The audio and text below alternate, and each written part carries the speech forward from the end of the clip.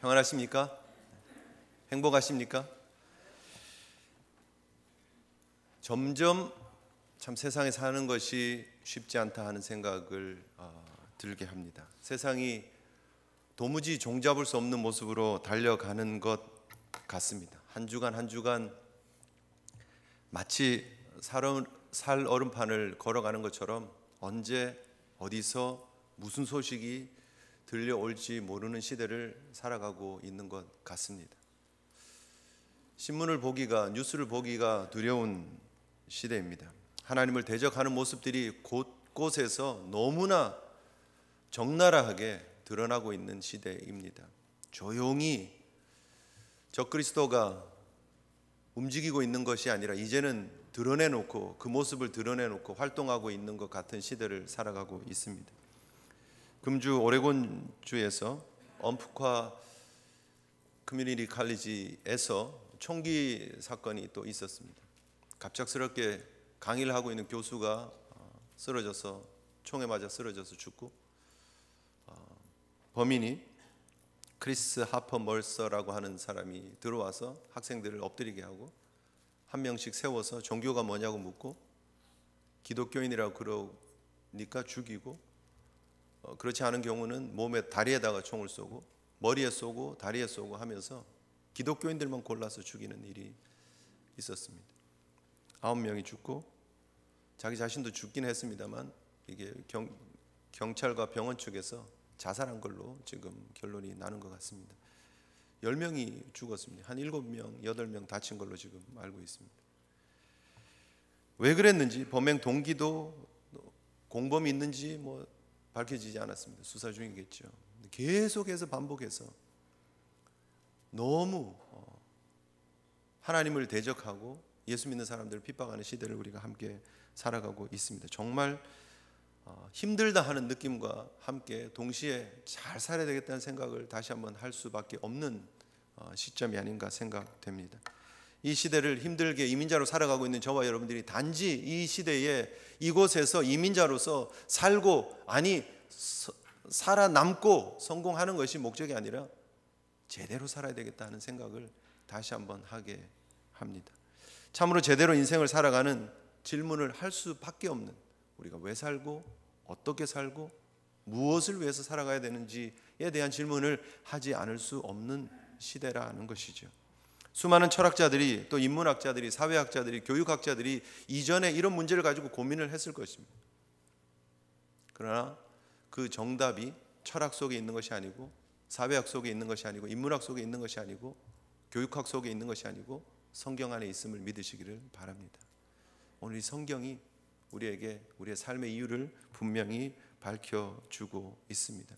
이민자로서 여러분 바쁘시지만, 그저 이곳에서 어떻게든지 살아남아야 되겠다는 생각들이 강하시겠지만, 그러나 하나님 앞에서 여러분들이 이곳에 그저 살아남기 위해서 이곳에 보냄을 받은 것이 아님을 기억하시고, 하나님 주신 그 삶의 의미를 발견하시고, 내가 걸어가는 이 걸음이 하나님의 영광을 위해서 제대로 쓰임받는 삶인지 돌아보시고, 언젠가 하나님 앞에 서는 그날 우리가 하나님 앞에 칭찬받고 잘했다고 주님 앞에서 얼굴과 얼굴을 대하여 볼 때 그분 눈빛이 두려워서 고개를 숙이는 것이 아니라, 부끄러워서 고개를 숙이는 것이 아니라, 그분 앞에서 그분의 따뜻한 그 눈빛을 바라보면서, 그 인지한 얼굴을 바라보면서 주님이 수고했다고 안아주실 때 기쁨으로 주님을 만날 수 있는, 그분의 품에 안길 수 있는 저와 여러분 되시기를 주님의 이름으로 축복합니다. 우리가 그동안 살펴본 야곱의 인생, 정말 야곱을 여러분 온몸에 성공을 향한 더듬이가 붙어 있는 것처럼 성공을 향해서, 복을 향해서 막 꿈틀거리고 있는 인생으로 보여지고 비춰졌습니다. 모든 삶을 하나같이 치열하게 살았던 순간순간들로 채워졌음을 우리가 봅니다. 그런데 그 야곱이 바뀌었습니다. 그의 입에서 나오는 모든 말들이 무엇이었습니까? 나에게 어떻게 하면 덕이 될까? 어떻게 하면 이익이 될까? 어떻게 하면 내가 더 움켜질까에 관계되어지는 말들이었습니다. 성경에 나타난 야곱의 기록들을 보면 형과 오손도손 잘 지내고 사이 좋게 지내는 모습이 아니라, 심지어 팥죽 한 그릇 놓고도 형이 형 배고프냐고, 시장 가겠다고, 이거 먹으라고 하는 그런 모습이 아니라, 이거 먹으려면 장자권을 나에게 달라고 했던 야곱이었습니다. 그의 입에서 나오는 모든 말은 경쟁이었습니다. 어떻게든지 내가 더 이익을 보는 것이었습니다. 아버지와의 대화 속에서도 아버지를 속이고 제가 에서입니다 라고 목소리를 굵게 하고 몸에 털을 붙이고 가죽 짐승의 털을 붙이고 에서인 척해서 축복을 받아 가로챘던 사람입니다. 어머니가 삼촌 라반의 집으로 가라 그래서 도망을 갔던 사람입니다. 삼촌 라반과의 그 관계 속에서도 정말 치열하게, 이건 정말 삼촌과 조카의 관계가 아니라 이거는 이럴 수 없다 할 정도로 삼촌도 속이고 야곱도 적당히 어떻게든지 내 재물을 늘리는 일을 위해서는 수단과 방법을 가리지 않는, 그래서 삼촌 재산을 내 걸로 만드는 최선의 노력을 하는 그런 모습을 봅니다. 심지어 자기 집에 벌어진 일들을 놓고 모든 그 책임 앞에서 입을 다물고 있는 야곱의 모습도 우리가 보았습니다. 세겜 땅에서 그 추장의 아들이 자기 딸을 정말 욕보이는 그런 상황 속에서도 입을 다물고 있습니다. 아니, 그 자식들이 원수를 갚았는데 오히려 그 일 때문에 우리에게 화가 미쳤다고 자식들에게 화를 내는 야곱이었습니다. 철저히 계산합니다. 어떤 상황 속에서도 대의명분 그거 중요하지 않습니다. 내가 어떻게 하면 이익이 있느냐, 어떻게 하면 살아남느냐에 모든 관심을 가졌던 사람이 야곱이었습니다. 그런데 그 인생이 드디어 하나님을 보기 시작했습니다. 그 인생이 오늘 이 짧은, 오늘 여러분 본문이 별로 길지 않습니다. 그리고 바로 앞에서 야곱이 한 얘기가 정말 짧습니다. 그런데 이 내용이 얼마나 깊은 심오한 의미를 담고 있는 내용인지 모릅니다. 구절구절 말 하나, 단어 하나가 설교와 같은, 주옥과 같은 야곱의 어록입니다. 야곱 어록 이렇게 막 좀 해놓고 액자로 좀 붙여놓을 만큼 의미 있는 내용을 담고 있습니다. 과거에 그랬던 야곱을 우리가 잘 기억한다면 오늘 본문의 야곱의 고백이 너무너무나 신기하고 어쩌면 이럴 수 있을까, 어떻게 이렇게 바뀔 수 있을까 생각할 수밖에 없게 하는 그런 고백입니다.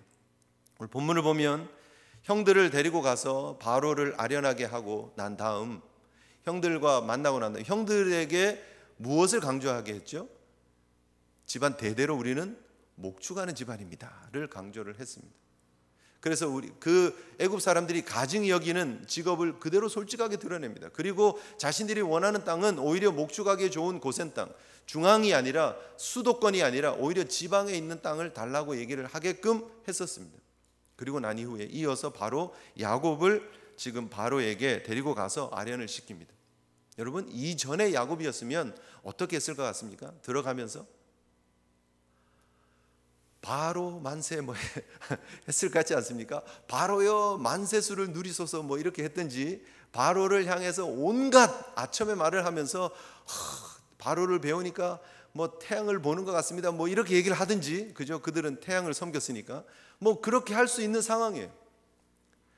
미천한 아들을 이렇게 좋게 봐주셔서 이렇게 측근해 두시고 큰 일을 맡겨주시고 너무 감사합니다. 저희 집안에 베풀어 주신 은혜가 이미 너무 큽니다. 어떻게 우리에게 이렇게 좋은 많은 음식을 주시고 좋은 물건들을 주시고, 그리고 저를 위해서 이렇게 귀한 리무진을 보내주셔서 이곳에 오는데 편안하게 올 수 있었습니다. 너무 감사합니다. 바로여 성은이 만극하나이다 뭐 이렇게 해야 되잖아요. 그게 원래 야곱이에요. 원래 야곱 같으면 충분히 그랬을 것입니다. 지금 이 상황에서 내가 어떻게 하면 바로의 마음을 녹이고, 어떻게 하면 조금이라도 더 좋은 땅을 차지하고, 어떻게 하면 바로에게 눈에 들까, 어떻게 하면 바로의 마음을 좋게 할까, 그것이 원래 본성상 가지고 있었던 야곱의 모습이었습니다. 그런데 오늘 본문의 야곱은 그렇지 않습니다. 너무나 당당합니다. 오히려 바로 앞에서 자기가 들어가면서 축복을 하고요, 오히려 바로 앞에서 자신의 인생을 쭉 얘기를 합니다. 사실 이렇게 짧게 이야기를 하면, 사실 저희가 이랬고 원래 저희 집안이 그래도 꽤 괜찮은 집안이고요, 아브라함이 이랬고 우리 이삭이 어땠고, 그래도 저희가 동네 가면 꽤 유지 집안이고 뭐 그렇게 할 말이 꽤 많잖아요. 그런데 지금 야곱이 한 얘기는 뭐냐 하면, 저는 나그네의 인생을 걸어가고 있습니다. 우리 조상에게 미치지는 못하지만 우리 선조도, 우리 아버지도, 우리 할아버지도 그랬다는 거예요. 우리 할아버지도 175세 나그네의 길을 살았고 우리 아버지도 180세 나그네의 길을 살았고 저도 지금 130인데 앞으로 이제 사실 계산을 해보면 그 후로 17년을 더 삽니다. 야곱이 앞으로 17년을 더 살지만 야곱이 지금 하는 얘기가 뭐냐면 마치 인생을 다 산 사람처럼 제가 살아온 인생 나그네의 길입니다 라고 얘기를 하는 거예요. 나그네의 길입니다. 지금 여러분 요즘 시리아 난민들이 그 시리아를 많이 탈출을 합니다. 그리고 그 유럽에 있는 여러 나라들을 많이 가죠. 터키로 가고 그리스로 가고 이태리로 가고 그러다 요즘은 이제 독일에서 받아주고 해서 지금 독일로도 지금 많이 갑니다. EU에서 그래도 가장 영향력 있는 사람은 메르켈 총리 아니겠습니까, 그죠? 독일에서 지금 우리가 바뀌었다 뭐 그러고 나면서 지금 이제 분위기들이 조금 더 많이 오픈되는 쪽으로 바뀌고 있는 상황입니다. 예를 들면 시리아의 난민이 막 지금 막 그리스 뭐 이런 데 있다가 기차 타고 겨우 이제 독일로 지금 왔어요. 난민촌에 있는데 메르켈이 그 가족 중에 한 명 만나겠다 해가지고 그 가족 중에서 한 가족의 한 대표를 어른을 한 분 모셔가지고 총리 공간으로 지금 데리고 와가지고 지금 메르켈 총리하고 이렇게 만난다고 생각을 한번 해보세요. 그런데 그 시리아 난민이 들어가면서 메르켈 총리에게 막 축복을 하고 당당하게 지금 이러면 저 사람 도대체 왜 저러나 할 거 아니겠어요. 지금 오늘 본문의 모습이 사실 딱 그런 모습이에요. 어디 저기 정말 이름 없는 그런 나라 있잖아요. 아니면 이름 없는 나라도 빼고요. 그냥 어느 시골에 있는 그런 조그만 타운에서 어떤 사람 한 명 데려다가 지금 백악관에 이렇게 데리고 가서 버락 오바마를 만나는데 그 오바마 앞에서 지금 이 오늘 축복했다라는 그 단어가 바락이라는 단어예요. 사실은 이 오바마 이름이 축복이라는 미닝을 사실 가지고 있는데 그 앞에 가서 버락 축복 오바마 앞에 가서 막 축복하고 이러면 얼마나 웃기겠습니까? 옆에서 참 주제도 모르고 참 그런다 이렇게 할 거 아니에요, 그죠? 그런데 지금 야곱이 그렇게 하고 있다는 거예요. 근데 그 이유가 뭐냐? 왜 그렇게 하고 있느냐는 거예요. 오늘 성경에 지금 반복되어지는 단어가 뭐냐면 나그네예요. 나그네, 필그림이라고 하는 단어. 야곱이 지금 그렇게 할 수 있는 이유가 뭐냐면 인생의 본질을 깨달았는데 내가 이 130년의 삶을 치열하게 살고 보니까 내 삶을 돌아보니까 이게 다 지옥이었다는 거예요. 이게 다 이불이었다는 거예요. 험악한 세월이었다는 거예요. 자기가 고백하는 거예요. 지금 바로 앞에서 왕 앞에서 신과 같이 느끼는 사람 앞에서 내가 인생을 살아보니까 이 인생 이거 다 아무것도 아닙니다. 치열하게 살았는데 움켜쥐려고 살았는데 성공하기 위해서 살았는데 돌아보니까 험악하기만 했었습니다. 내가 나를 위해서 살고 내가 욕심을 위해서 추구하고 쫓아갔던 삶을 돌아보니까 너무 아팠다는 거예요. 너무 지옥 같았다는 거예요. 그게 내 인생입니다 라고 얘기를 한다라는 것이죠. 바로의 눈치를 보지 않습니다. 오히려 바로 앞에서 더 당당하게 인생의 본질을 이야기를 합니다. 여러분, 이 야곱이 깨달은 것이 무엇이냐면 내가 이 땅에서 많은 것을 누리고 많은 것을 움켜쥐고 성공하려고 하지만 그거 이고 지고 하나님의 뜻을 따라갈 수 없더라는 거예요. 결국 내가 하나님 주신 약속의 땅, 축복의 땅에서 거기서 뿌리 내리고 정착하고 성공하려고 그랬는데 하나님이 결국은 또 이주하게 하셨다는 거예요. 애굽으로. 그리고 이것도 정착할 땅이 아니고 또 이주하게 하실 거라는 거예요. 하나님이 지금 하나님의 백성들에게 주시고 싶어하는 메시지는 무엇이냐? 야곱을 통해서 우리에게 또 광야 2세들에게 주고 있는 메시지는 무엇이냐? 우리 인생은 나그네의 인생이다. 이곳에 영원히 살 것처럼 착각하지 말자라는 거죠. 이곳에 여러분 쌓아두고 이고 성공을 위해서 막 바리바리 쌓아두면서 창고를 짓고 또 늘리고 또 늘려봐야 그것이 우리 인생에 그렇게 도움이 되는 것이 아니다는 거죠. 우리 인생이 나그네 길이라는 걸 여러분 안다면 가장 중요한 것은요 뭐겠습니까? 여러분 한국에 요즘 이제 그게 좀 물이 조금 끝나가는 것 같아요. 최근에 뉴스에 경제 뉴스 쪽에 이렇게 보니까 아웃도어 브랜드를 만들었던 회사들이 이제는 아웃도어 부분 철수한다 이런 얘기들이 이제 나오더라고요. 그 전에 몇 년 동안 무슨 일이 있었느냐면 한국의 모든 의류업체들은 심지어 의류업체도 아닌데 신발업체 뭐 이런 데서도 아웃도어 브랜드를 만들어가지고 론칭했어요. 시작을 했어요. 왜요? 너나 없이 다 등산복 입고 다니고 등산화 신고 다니고 막 다 그랬어요. 전부 다 등산 열풍에 빠져가지고요. 한국이 다 그러셨어요. 그래서 외출복이 등산복이었어요. 친구 만나러 가면 다 고얼텍스 입고 다니고 막, 그죠? 짜장면 먹으러 가면서 막 고얼텍스 입고 다니고 막 그러셨어요. 이제 요즘 그게 이제 조금 빠져가는 것 같아요. 그래서 그게 뭐 나쁘다 아니죠. 뭐 등산이 좋은 거고. 그런데 이제 그 시기적절하지 않게끔 옷 입는 그런 모습들 때문에 막 신문에도 오르락내리락 하고, 관광지 가면 전부 등산복 입고 다니고 막 울긋불긋하게 이제 그런 모습들이 막 기사화되기도 했었는데, 그런데 여러분, 등산 용품들이 많이 나왔고 등산 아웃도어 브랜드들이 많이 나왔고 엄청나게 쏟아졌습니다. 정말 너무 많았습니다. 그런데 여러분, 등산을 하는 사람 입장에서 결국 등산이 뭐예요? 뭐 계속 산행을 하면서 여행을 하는 거잖아요, 그죠? 이 A라는 곳에서 B라는 곳을 지나서 C라는 곳을 지나서 또 목적지에 갔다가 또 돌아오고 하는 그런 여행을 하는 그런 모습인데, 등산 용품을 살 때 고려해야 될 요소들이 있습니다, 그죠? 뭐가 제일 중요할까요? 예? 등산 아니요, 뭐 어떤 용품이 제일 중요합니까가 아니고요. 여러 용품들이 있을 때 뭐 자켓이 있고 또 등산화가 있고 배낭이 있고 뭐 버너 코펠이 있고 뭐 이런 것들이 있잖아요, 그죠? 뭐가 중요한 요소일까요? 예? 뭐 튼튼하고 안전해야 되겠죠. 그런 것도 뭐 고려해야 될 거지만, 정말 등산하는 사람들이 진짜 신경 쓰는 게 뭐냐면 무게입니다. 무게를 얼마나 줄이느냐가 싸움이에요, 사실은. 등산을 잘 다녀오려면 가벼운, 물론 튼튼하고 안전이 보장된 그런 거여야 하겠지만, 그러면서도 얼마나 이게 가벼우냐, 몇 그램이 이게 더 이거에 비해서 이게 몇 그램이 더 가볍다, 그럼 이걸 사는 거예요, 돈을 더 주면서도. 제 방에 가면 이제 등산용 스테인리스 컵이 하나 있습니다. 제가 스포츠 오토리티에 가서 선물 주고 산 건데, 그냥 그런 그 물 담아 먹기도 좋고 커피 마시기도 좋고 해서 저는 그냥 그걸로 사무실에서 계속 마십니다. 스테인리스로 돼 있어요. 그거를 급하면 그냥 불 위에다 그냥 놓고 바로 데울 수도 있죠. 그냥 데울 수도 있고, 조난을 당했다 눈 퍼가지고 그냥 끓여가지고 또 마실 수도 있고 할 수 있는 그런 컵이에요. 그런데 여러분, 그 컵 하나 제가 보기엔 되게 가볍고 잘 만들어진 거거든요. 3불짜리도 쓸 수 있는데, 등산 용품점에 가면요, 타이타늄으로 만들어 놓은 컵이 있습니다. 그냥 조그만 컵이에요. 그냥 이런 컵이에요. 이런 컵인데 타이타늄 컵이에요. 그런데 얼마인 줄 아세요, 여러분? 타이타늄 컵이 얼마 정도 할 것 같습니까? 제 거는 3불이라니까요. 2불 99 클리어런스에서 제가 하나 샀습니다. 39불 99전씩 합니다. 텍스 내고 하면 40불이 넘습니다. 컵 하나가요.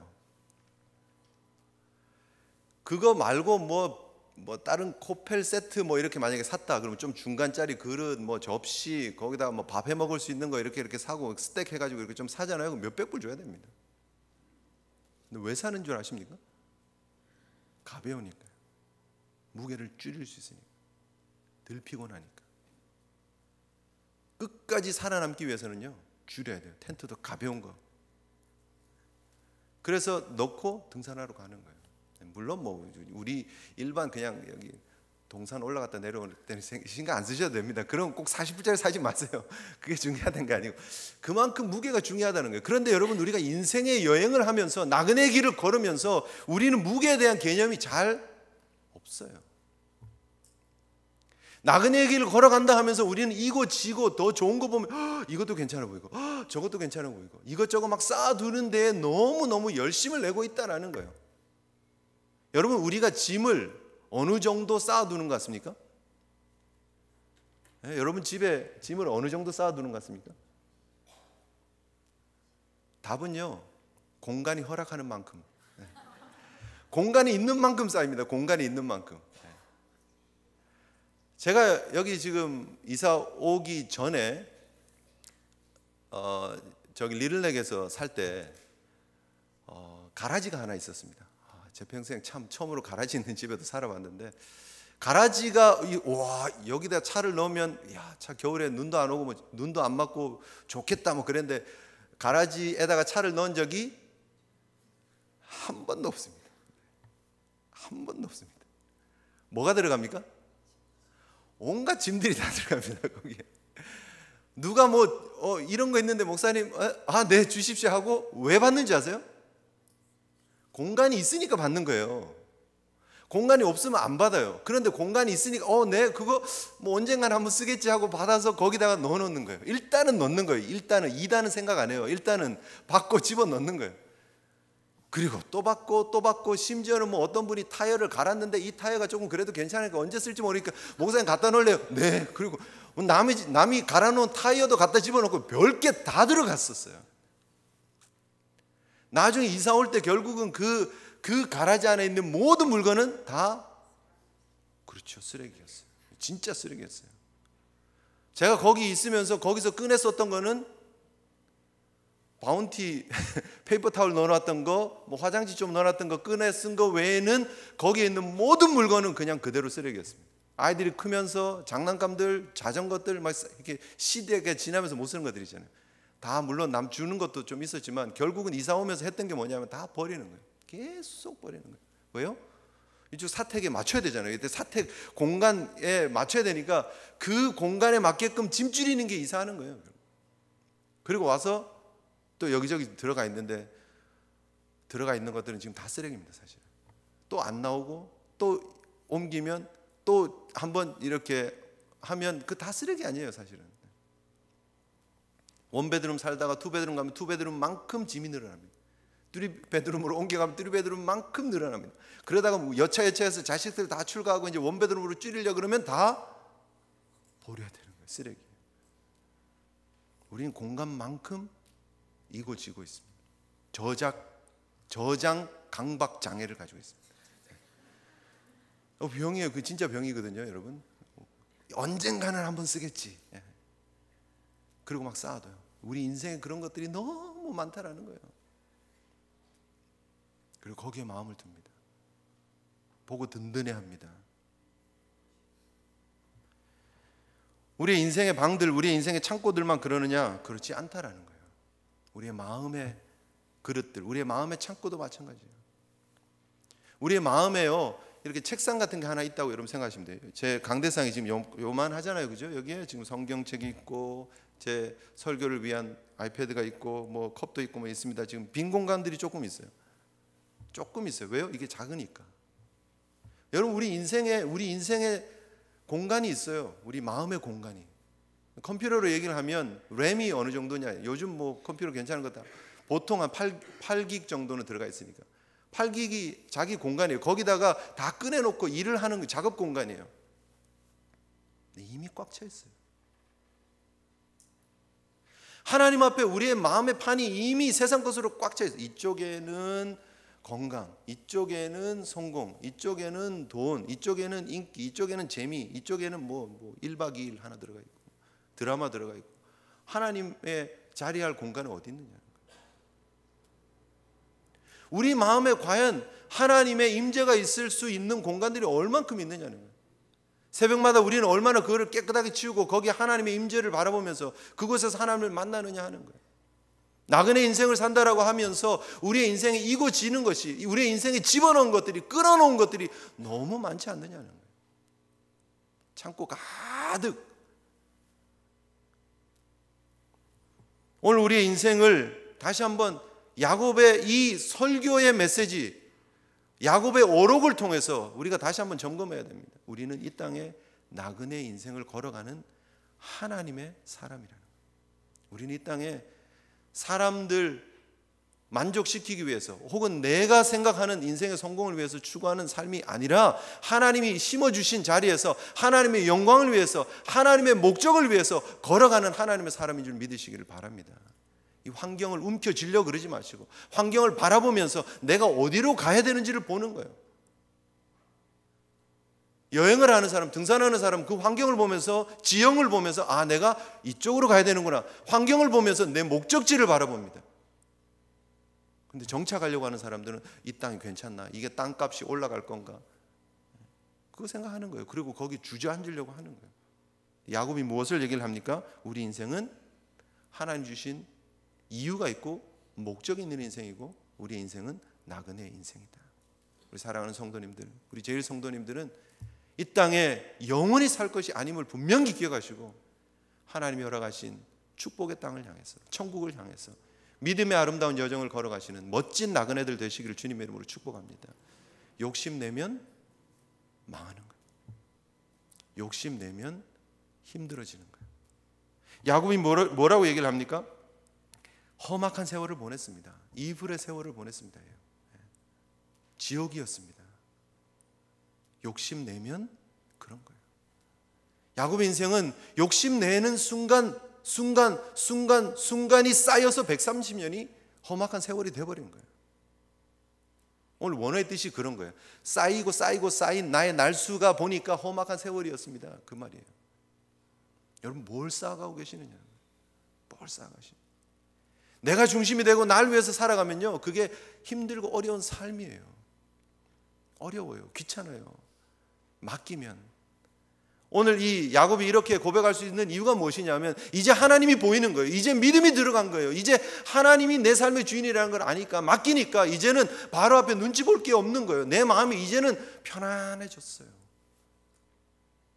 그래서 지나간 삶을 돌아보니까 험악한 세월이지만 이제는 그렇지 않은 거예요. 그래서 그거를 오히려 레슨으로 지금 담대하게 선포할 수 있는 거예요. 여러분 어린아이들 이 머리 깎아주잖아요. 그죠? 어린아이들 헤어컷을 하면 아이들이 엄청 웁니다. 불편해하고. 물론 뭐 머리카락이 이렇게 잘려지면서 막 이렇게 피부를 이렇게 또 꼭 찌르기도 하고 불편하게, 옆에서 막 윙윙윙, 귀에서 윙윙윙 소리도 나고 가위 소리 나고 불편하겠죠 막. 근데 아이들이 그럴까봐 부모가 옆에 있잖아요. 그죠? 그럴까봐 심지어 아빠도 막 이거를 걸치고 안아주고 같이 깎기도 하잖아요. 분명히 이게 나에게 도움이 되고 나에게 유익하라는 것을 알면 되는데, 믿으면 되는데 아이들이 그게 체득이 안 되는 거예요. 이해가 안 되는 거예요. 그래서 불편한 거예요. 나이가 커가면서 이게 머리 깎는 게 이게 날 깔끔하게 만드는 거구나, 날 예쁘게 만드는 거구나 라는 걸 알면 하죠. 부모가 이발하러 가면 믿죠. 이게 날 지금 괴롭게 하려는 게 아니다는 걸 알죠. 마찬가지입니다. 여러분. 우리가 인생을 살면서 가장 중요한 거는 내가 어떤 상황이냐, 어떤 모습이냐, 나를 힘들게 하고 귀찮게 하고 막 머리카락이 꼭꼭 찌르는 상황이 오더라도 이게 나에게 유익이 있다는 사실을 믿으면 되는 거예요. 관계 속에서 오는 거예요. 우리가 하나님과의 관계 속에서 어떤 모습으로 서 있느냐, 그 하나님이 나를 사랑하고 있고 그 하나님이 나와 함께하고 계시고 이 하나님이 나에게 허락하신 삶의 환경이라는 것을 믿으면 이겨낼 수 있다는 거예요. 그 하나님 바라보면 됩니다. 욕심내지 마시고요. 욕심내면 망하는 겁니다. 우리 인류의 최초의 조상 아담과 하와가 망했던 것이 무엇입니까? 욕심 때문이죠. 뱀이 와서 너희가 그것을 먹는 날에는 너희 눈이 밝아질 거야, 하나님처럼 될 거야. 창세기 3장 5절에 그렇게 얘기를 합니다. 그랬더니 여자가 그리고 나서 나무를 봅니다. 선과 악을 알게 하는 나무의 열매를 보니까 먹음직도 하고 보암직도 하고 지혜롭게 할 만큼 탐스럽기도 한 나무인지라. 여자가 그 열매를 따먹고 남편에게도 줍니다. 둘 다 망했습니다. 욕심 때문에. 여러분 우리가 세상에 살아가면서 우리 주변에 우리를 유혹하는 것들이 얼마나 많은지 모릅니다. 보암직스러운 것들, 먹음직스러운 것들. 딱 보니까 막 침샘이 팍 터지고 위액이 막 돌기 시작하고 먹고 싶다. 그러나 그런 우리의 육신적인 욕구들을 회동시키는, 동하게 하는 그런 모든 것들 바라보면서 흔들리지 말자라는 거예요. 우리의 인생의 목표는 하나님의 영광이라는 거예요. 욕심이 잉태한 즉 죄를 낳고 죄가 장성한 즉 사망을 낳는 자. 욕심에서 사망으로 가는 거예요. 우리 인생, 여러분 이 야곱이 험악한 세월을 살았던 것은 욕심 때문입니다. 하나님 바라보면서 믿음으로 전진하시는 거룩한 삶이 되시기를 주님의 이름으로 축복합니다. 야곱이 두 번째 무엇을 얘기를 하고 있느냐, 이 내 인생의 본질을 깨닫고 보니까 나그네였습니다. 두 번째는 내 인생을 보니까 내가 복을 쫓아가는 인생이 되어서는 아니고, 인생이 되는 게 아니고 내가 복 주는 인생이어야 되는 것이 내 인생의 본질이었구나를 깨닫는 거예요. 그 전까지 야곱은 복을 쫓아가는 복사냥꾼이었어요. 복을 쫓아가는 사람이었어요. 복을 추구하는 사람이었어요. 근데 알고 보니까 아니에요. 내가 이미 복받은 사람이었어요. 하나님이 나에게 복을 주셨어요. 그리고 그 복을 나누고 전하는 복의 통로의 삶을 살아가는 것이 내 인생의 본질이었다는 거예요. 그거를 깨닫는 거예요. 너무너무 중요합니다. 이게 바뀌기 시작하면 여러분 인생도 변화될 줄 믿습니다. 왜 우리가 욕심을 내느냐? 내 밖에 복이 있다고 생각을 하는 거예요. 언제 만족할 수 있느냐? 이미 내 속에 복이 있다라는 거예요. 하나님 주신 은혜의 복이 있잖아요. 십자가의 복이 있잖아요. 구원의 복이 있잖아요. 천국의 복이 있잖아요. 믿으십니까? 그러면 그거 나누고 그거 만족하며 살면 되는 거예요. 여러분, 창세기 12장에서 하나님이 아브라함에게 주신 복이 무엇입니까? 여호와께서 아브라함에게 이르시되 너는 너의 고향과 친척과 아버지의 집을 떠나 내가 내게 보여줄 땅으로 가라. 내가 너로 큰 민족을 이루고 내게 복을 주어 내 이름을 창대하게 하리니 너는 복이 될지라. 너를 축복하는 자에게는 내가 복을 내리고 너를 저주하는 자에게는 내가 저주하리니 땅의 모든 족속이 너로 말미암아 복을 얻을 것이라 하신지라. 땅의 모든 족속이 너로 말미암아 복을 얻을 것이니라. 이것이 아브라함에게 주신 하나님의 약속이었습니다. 그런데 아브라함의 당대에는 아브라함은 그런 삶을 살지는 못합니다. 물론 나중에 점점 바뀌어가기는 합니다만 아브라함도 바로를 만난 적이 있습니까? 없습니까? 있죠. 가나안 땅에 기근이 들어가지고 애굽으로 내려갔다가 바로를 만나잖아요.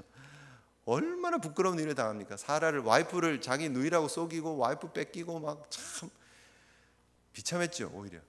그런데 이제 그 다음 이삭이 때가 지나 야곱의 때가 됐는데 그 야곱이 바로를 만났는데 그 이전과는 전혀 다른 모습으로 오히려 바로를 만나면서 축복을 하고 있더라는 거예요. 놀랍지 않습니까? 여러분 별로 안 놀라시는 것 같은데 놀랍지 않습니까? 하나님이 하신 약속이 그대로 이루어지잖아요. 그대로 빈틈없이. 너를 축복하는 자에게 내가 복을 내리고 너를 저주하는 자에게 내가 저주하는데 땅의 모든 족속이 너 때문에 복받을 거라고.